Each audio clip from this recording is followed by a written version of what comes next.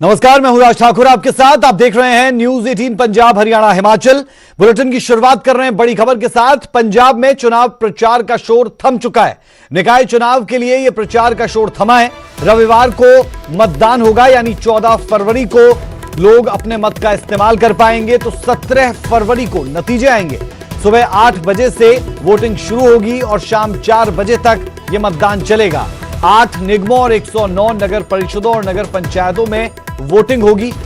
जानकारी आपको दे दें, प्रदेश में 8 नगर निगमों के लिए 400 और 109 नगर परिषदों और नगर पंचायतों के लिए 1902 सदस्य चुने जाएंगे। इन चुनावों के लिए राज्य में 20,49,777 पुरुष, 18,65,354 महिलाओं के साथ कुल 39,15,280 वोटर्स हैं। चुनाव आयोग की ओर से 4,102 पोलिंग बूथ स्थापित किए गए हैं और 18,000 कर्मचारियों की चुनावी ड्यूटी लगाई जाएगी। ये सूचना ईवीएम के जरिए होगी।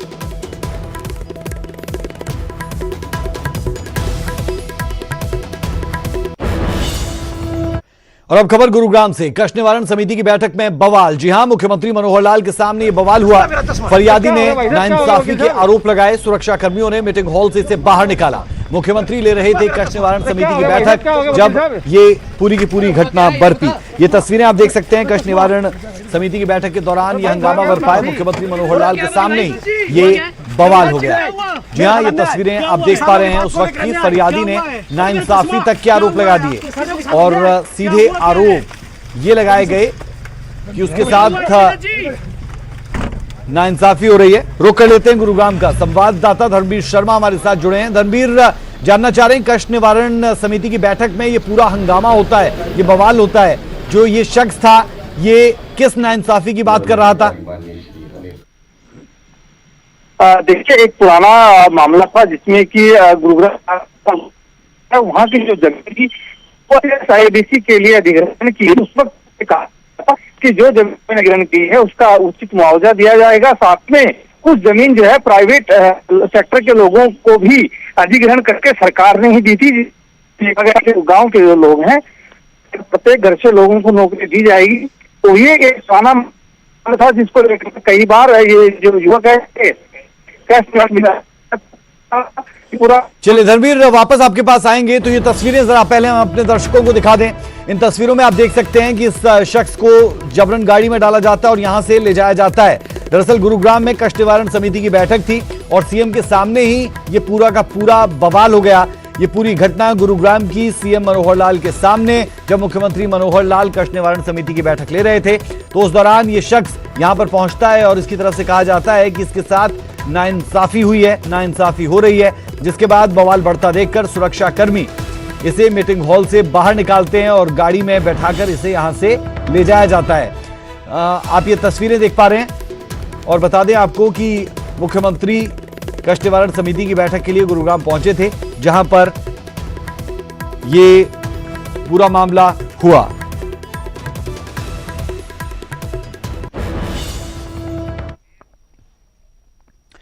मुख्यमंत्री मनोहर लाल आज हरियाणा के सांसदों के साथ डिनर करेंगे। इस दौरान बीजेपी प्रदेश अध्यक्ष ओम प्रकाश धनखड़ भी मौजूद रहेंगे। केंद्रीय मंत्री रतन लाल कटारिया के आवास पर हरियाणा बीजेपी के सभी सांसद सीएम के साथ डिनर करेंगे। इस दौरान बजट पर मुख्यमंत्री सांसदों से सुझाव लेंगे। इसके साथ ही किसान आंदोलन, मौजूदा राजनीतिक हालात समेत कई विषयों पर चर्चा होगी। बता दें कि 5 मार्च से हरियाणा का बजट सत्र शुरू होगा। बजट सत्र के दौरान सदन में सोशल डिस्टेंसिंग रखी जाएगी। जहां तक सत्र की बात है, हरियाणा मंत्रिमंडल की ओर से 5 मार्च को प्रस्तावित किया गया है। नोटिफिकेशन आदरणीय राज्यपाल महोदय की तरफ किया जाएगा और जो ही नोटिफिकेशन आता है तो उसी दृष्टि से हम विधानसभा सत्र के अंदर, इस विधानसभा के अंदर ये सत्र करने के लिए तैयार हैं।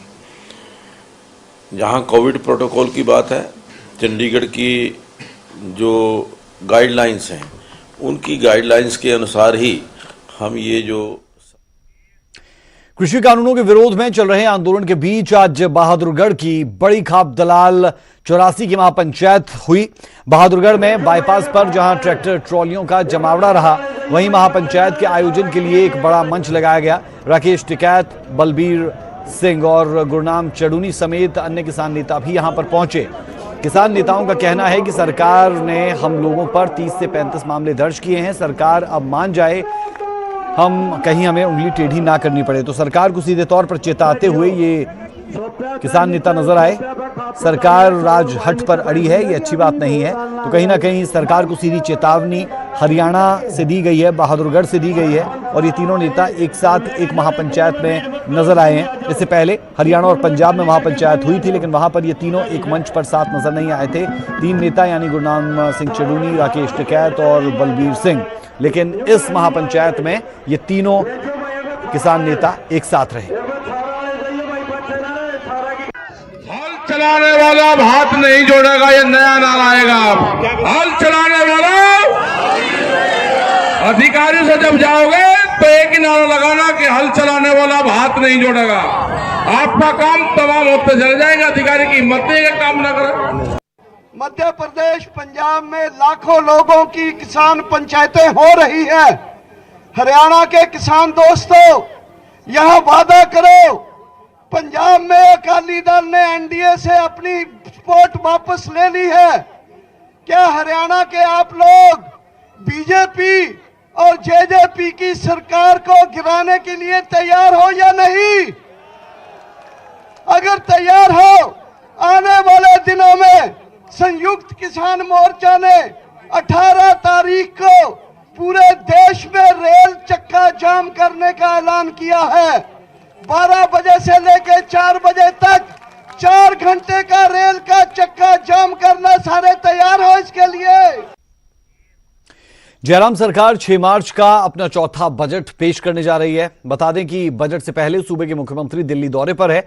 यह दौरा अहम माना जा रहा है। कोरोना काल में प्रदेश की आर्थिक हालात पहले ही खराब है। ऊपर से इस बार केंद्र सरकार ने प्रदेश के लिए आगामी वित्तीय वर्ष के बजट के लिए राजस्व घाटा अनुदान में भी कटौती कर दी है। ऐसे में अब इस बार का बजट कैसा रहने वाला है, इस पर मुख्यमंत्री जयराम ठाकुर से बातचीत की न्यूज 18 संवाददाता रवि मिश्रा ने।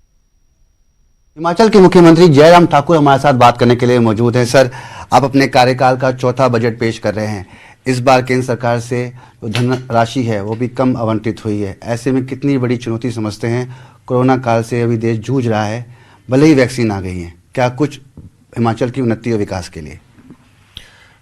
एक तो मैं ये बड़ा स्पष्ट करना चाहता हूं कि कोविड-19 की वजह से जो पूरी दुनिया की इकोनॉमी को जो एक इफेक्ट आया है, उससे हमारा केंद्र का बजट जो अभी पेश हुआ वो प्रभावित नहीं हुआ।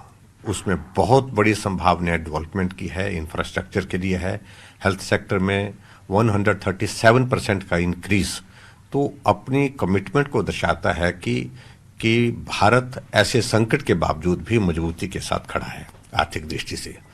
जहां तक प्रदेश के बजट की अगर हम बात करें, हिमाचल प्रदेश में हमारा बजट अभी प्रस्तुत होना है 6 तारीख को।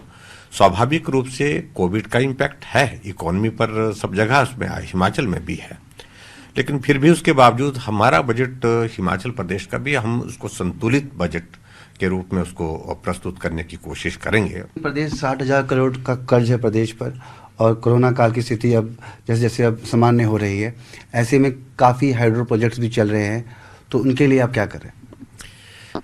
जहां तक लोन की बात है, स्वाभाविक रूप से अभी हिमाचल प्रदेश में लोन तो हमको लेना ही पड़ेगा। उसकी वजह वर्तमान सरकार नहीं है, उसकी वजह यह है कि 48,000 करोड़ रुपए का ऋण हमको पूर्व की सरकार का लिया हुआ मिला है। उसकी जो देनदारियां हैं, उसकी जो रिकवरी होती है, जो गवर्नमेंट के ऊपर जो एक लायबिलिटी होती है, उसका इंटरेस्ट और उसके बाद जो लोन लिया है उस पैसे को वापस करना, वो एक बहुत बड़ी राशि है। पूरा देश जलवायु परिवर्तन जैसी समस्या से जूझ रहा है। उत्तराखंड में जो कुछ हुआ उससे हिमाचल प्रदेश क्या सीख ले रहा है? हमारी टीम, हिमाचल प्रदेश की जो अधिकारियों की टीम जो है, उन्हें एक एक प्रोजेक्ट को इस तरह से एग्जामिन कर रही है कि कहाँ किस प्रकार से एहतियात सावधानी की दृष्टि से कुछ करने की जरूरत है, वो हम कर रहे हैं। सर, वही LIC पर आजकल मुख्य चर्चा हो रही है। जो कांग्रेस के नेता हैं, कांग्रेस के बड़े नेता राहुल गांधी ने प्रेस वार्ता के माध्यम से कहा कि चाइना को भारत ने अपनी पवित्र जमीन सौंप दी है और कायरता का इल्ज़ाम भी लगाया। आपको क्या कहना है इस पर, क्योंकि ये बहुत बड़ा इल्ज़ाम है? देखिए, राहुल गांधी क्या बोलते हैं इस पर कांग्रेस पार्टी के लोग भी उनकी बात पर उसकी विश्वसनीयता पर एक बार नहीं अनेक बार प्रश्न खड़े कर चुके हैं। और ऐसी परिस्थिति में जहां वो भारत की अखंडता और भारत की सीमा की अगर बात कर रहे हैं तो मुझे लगता है कि वो बहुत गलत बयान कर रहे हैं। मोदी जी पूरे भारत के ही नहीं विश्व के एक मजबूत नेता में से एक हैं। दुनिया के सबसे मजबूत, आज की तारीख में मैं कह सकता हूं विश्व के सबसे मजबूत नेता के रूप में किसी की छवि अगर है वो नरेंद्र मोदी जी की है। कैमरा पर्सन मुनमुन के साथ मैं रवि मिश्रा, न्यूज़ 18 नई दिल्ली। भले ही मौसम थोड़ा गर्म होने लगा हो, लेकिन कोहरे का कहर पंजाब और हरियाणा में अभी भी जारी है। कोहरे के कारण आज भी पंजाब और हरियाणा में दो अलग अलग हादसे हुए। हरियाणा के गोहाना में हाईवे पर कई गाड़ियों की आपस में टक्कर हुई और पंजाब के लंबी में स्कूल वैन की एक ट्रक से सीधी टक्कर हुई। सड़क हादसे का शिकार हुई गाड़ियों का जमावड़ा और दूसरी तरफ बेकाबू होकर पलटी गाड़ी। तस्वीरें हरियाणा के गोहाना के मुडलाडा गांव के नजदीकी हैं। दरअसल रोहतक पानीपत नेशनल हाईवे 709 पर धुंध के कहर की वजह से ये हादसा हुआ। एक के बाद एक करीब आधा दर्जन गाड़ियां आपस में टकरा गई। मदद के लिए आसपास के लोग पहुंचे। इस हादसे में कई गाड़ियों के ड्राइवर को मामूली चोटें आई हैं। इस हादसे के बाद हाईवे पर जाम लग गया और वाहनों को क्रेन की मदद से हटाया गया। धुंध के कारण हो गया जी, 4-5 गाड़ियां टकरा गया उसमें। फिर एक परले रोड पे पलट गई थी। अब आगे ड्राम आ गया, ट्रक में नीचे ड्राम पड़ गया तो ब्रेक मारे तो एकदम गाड़ी कंट्रोल नहीं हो पाई। हादसे के बाद हाईवे पर बचाव का काम चल रहा था तो दूसरी तरफ एक गाड़ी बेकाबू होकर पहले डिवाइडर से टकराई और फिर सड़क के बीचों बीच पलट गई। इस दौरान वहां मौजूद लोग बाल बाल बच गए। ये धुंध की कोहरा में इतना था कि नहीं लग रहे थे तो अचानक ब्रेक ले लिए तो गाड़ी लग गई। कितनी गाड़ियां और लगी हैं? वो 2 गाड़ी मारुति लगी, दूसरी गाड़ी लगी पीछे जाम के। काफी गाड़ी एक्सीडेंट हुआ तो आगे तो पता नहीं, बोल रहे थे आगे और एक्सीडेंट। वहीं पंजाब के लंबी में भी हादसा हुआ जहां एक स्कूल वैन और ट्रक की टक्कर हो गई। इस हादसे में 11 बच्चों को चोटें लगी हैं, जिनमें से एक लड़की की हालत गंभीर बनी हुई है। उस दे विच धुंध बहुत ज्यादा सीगी ते जिद्दां दस्सिया ड्राइवरां ने बाकियां ने कि ਉਹ क्रॉस कर रहा सी ड्राइवर ते आमो सामने टक्कर हुई और ड्राइवर दे सੱਟ हैगी आ ਲੱਤ ਤੇ ਕੰਡਕਟਰ ਦੇ ਵੀ ਹੈ। ਬੱਚਿਆਂ ਦਾ ਮੋਸਟਲੀ ਬਚਾਅ ਹੋ ਗਿਆ। ਸਕੂਲ ਵੈਨ ਕੈਂਟਰ ਦੇ ਨਾਲ ਟਕਰਾ ਗਈ ਖਿਓ ਵਾਲੀ ਲੰਬੀ ਰੋਡ ਦੇ ਉੱਪਰ ਤੇ ਇਹਦੇ ਚ 11 ਫੱਟੜ ਸਾਡੇ ਕੋਲ ਆਏ ਨੇ, ਜਿਨ੍ਹਾਂ ਚ 2 ਐਡਲਟ ਸੀਗੇ, ਬਾਕੀ 9 ਬੱਚੇ ਸੀਗੇ। ਇਹਨਾਂ ਚੋਂ ਇੱਕ ਗੁੜੀਆ ਰਾਜਨਦੀਪ ਕੌਰ, ਉਹਦੇ ਜ਼ਿਆਦਾ ਸੱਟ ਵੱਜੀ ਹੈ। भले ही पंजाब हरियाणा में ठंड पहले से काफी कम हो गई है, लेकिन घने कोहरे की वजह से आए दिन हादसे हो रहे हैं। गोहाना से सुनील जिंदल और मलोट से चेतन भूरा, न्यूज़ 18। कुरुक्षेत्र में भाखड़ा नहर में डूबे 15 साल के बच्चे का शव करनाल के निडाना गांव के पास से बरामद हुआ है। राघव गुप्ता कुरुक्षेत्र का रहने वाला था और 7 दिन पहले पैर फिसलने से नहर में बह गया था। फिलहाल पुलिस ने शव कब्जे में लेकर जांच शुरू की है।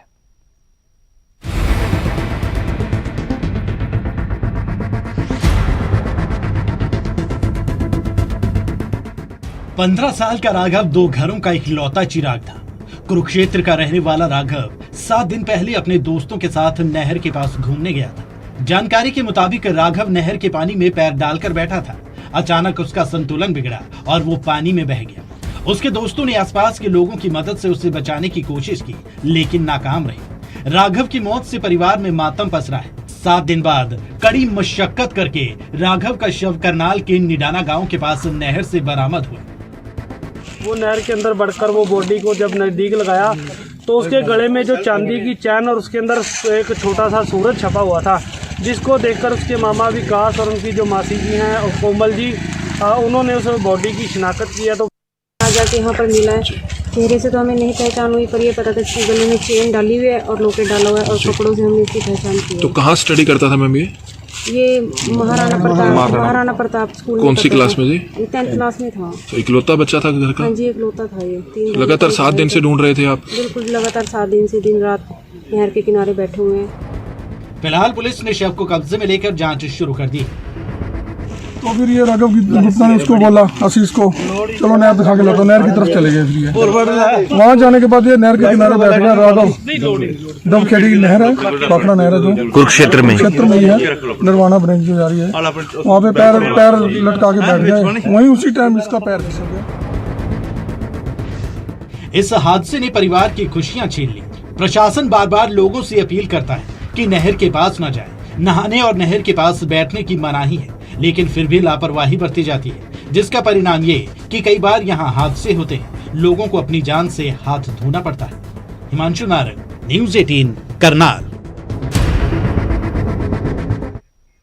वक्त एक छोटे से ब्रेक का। ब्रेक के उस पार कुछ और अहम खबरें।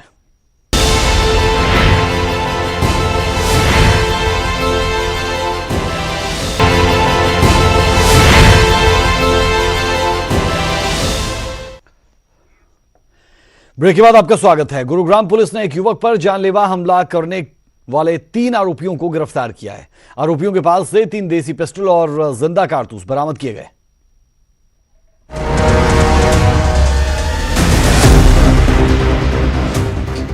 गुरुग्राम के गांव धनकोट में 27 जनवरी को इंदिरा गांधी एयरपोर्ट पर काम करने वाले कर्मी को गोली मारकर फरार होने वाले तीनों आरोपियों को पुलिस ने गिरफ्तार कर लिया है।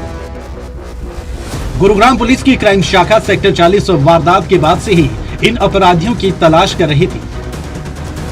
जानकारी मिलने के बाद पुलिस ने इनको धर दबोचा। आरोपियों के पास से पुलिस ने 3 देसी पिस्टल और जिंदा कारतूस बरामद किए। सुनील वगैरह ने प्रदीप की पिटाई कर दी थी। इस बात को रंजिश रखते हुए उन्होंने उसका मर्डर करने की नीयत से उस दिन फायरिंग की थी। इनको हमने 3 दिन के पुलिस रिमांड पे लिया है और आगे की कार्रवाई की जा रही है। जानकारी के मुताबिक 27 जनवरी को सुनील नाम का शख्स धनकोट गांव से इंदिरा गांधी एयरपोर्ट के लिए रवाना हुआ था। रास्ते में पहले से घात लगाकर बैठे 3 लोगों ने उसे रोका और फिर उस पर गोलियां दाग दी। वारदात को अंजाम देकर आरोपी मौके से फरार हो गए थे। सुनील को गंभीर हालत में अस्पताल में भर्ती करवाया गया। तब से ही पुलिस इन तीनों की धरपकड़ में लगी थी। पुलिस पूछताछ में आरोपी कई और खुलासे कर सकते हैं। शक है कि ये किसी गिरोह का हिस्सा है। इन सवालों के जवाब पुलिस पड़ताल में ही सामने आ पाएंगे, लेकिन इन तीनों की गिरफ्तारी पुलिस के लिए बड़ी कामयाबी है। गुरुग्राम से धर्मवीर शर्मा, न्यूज़ 18, हरियाणा। करनाल के फूसगढ़ में कल हुए 2 पक्षों में झगड़े के बाद माहौल तनावपूर्ण बना हुआ है। आज लगातार प्रशासन की गांव के एक समुदाय के लोगों के साथ मीटिंग होती रही। करनाल के एसपी और एसडीएम मौके पर है और लगातार लोगों को समझाने की कोशिश की जा रही है। लोगों में रोष बना हुआ है और लगातार उनकी तरफ से गिरफ्तारी की मांग की जा रही है। लेकिन कल का पूरा घटनाक्रम होने के बाद मामला तो दर्ज हुआ, पर अभी तक कोई गिरफ्तारी नहीं हो सकी। ऐसे में लोगों का गुस्सा और बढ़ता जा रहा है। कुछ लोगों की तरफ से यहां तक कहा जा रहा है कि अगर आरोपियों की शाम तक गिरफ्तारी नहीं हुई तो वो गांव छोड़ देंगे। कुछ लोगों की तरफ से यहां तक कहा जा रहा है कि अगर आरोपियों की शाम तक गिरफ्तारी नहीं होती तो वो गांव छोड़ने के लिए मजबूर होंगे। आपको बता दें कि गांव में 2 समुदाय में गुरुवार दोपहर बाद झगड़ा हुआ था। एक समुदाय के लोगों ने दूसरे समुदाय के घरों में जाकर तोड़फोड़ की थी। गली में खड़ी 2 मोटरसाइकिल जला दी गई और 5 बाइक तोड़ी गई। गांव में अभी भी पुलिस फोर्स तैनात है। आरोप लगाया जा रहा था कि ये पूरा झगड़ा शराब बेचने को लेकर हुआ। एक गुट गांव में शराब बेचता है और दूसरे गुट पर शराब बेचने का दबाव बनाया जाता है।